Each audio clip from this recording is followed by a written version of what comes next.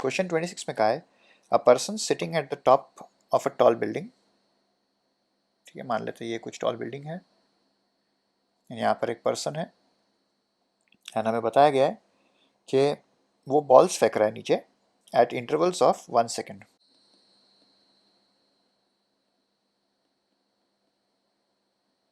And drop कर रहा है, तो यानी कि इनिशियल वेलोसिटी जो है वो 0 है।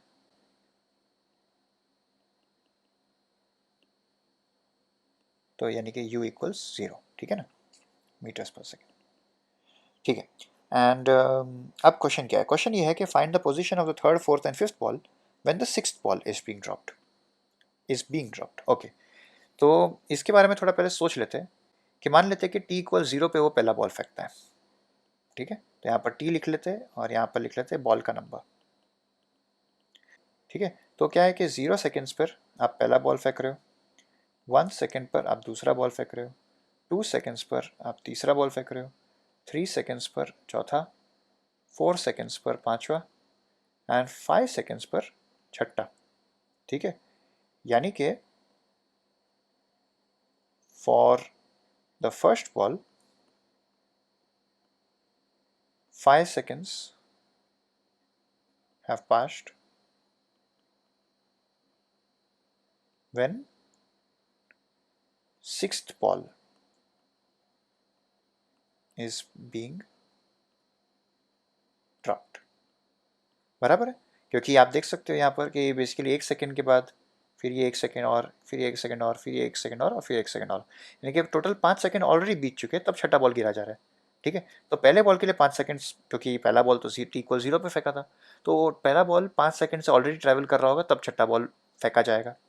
एंड उसी तरीके से अगर आप नीचे जाते जाओ तो सेकेंड बॉल के लिए 4 seconds have passed, third ball के लिए 3 seconds have passed, fourth ball के लिए 2 seconds have passed, fifth ball के लिए 1 second has passed। ठीक है, तो अब बेसिकली हमने प्रॉब्लम सॉल्व कर दिया है, क्योंकि बेसिकली आप थर्ड बॉल के लिए कह रहे हो कि delta T equals 3 seconds, fourth के लिए आप कह रहे हो delta T equals 2 seconds, fifth ball के लिए कह रहे हो डेल्टा टी इक्वल्स 1 second। ठीक है, एंड हमें निकालना क्या था? हमें बेसिकली निकालना है position of the third, fourth and fifth ball, यानी कि कितना डिस्प्लेसमेंट हुआ है from the top of the building. तो निकालना स्ट्रेट फॉरवर्ड है।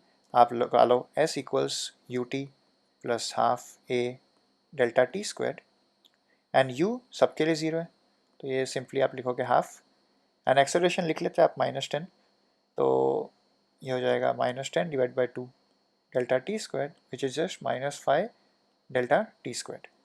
ठीक है, इतना सिंप्लीफाई कर दिया, तो नाउ अभी सिंपल हो जाएगा। जो थर्ड बॉल है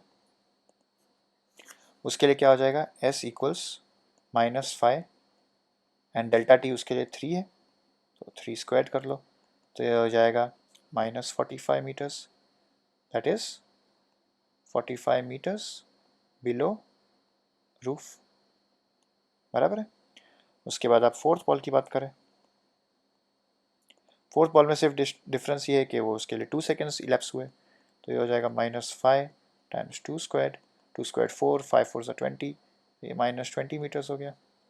एंड फिफ्थ बॉल के लिए s इक्वल्स -5 टाइम्स, वेल एक ही सेकेंड भी था इसके लिए, तो 1 स्क्वायर 1 रह जाएगा, तो ये हो जाएगा -5 मीटर्स।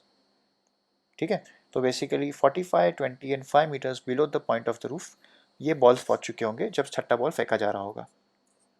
एंड इसके साथ आपका क्वेश्चन 26 डन।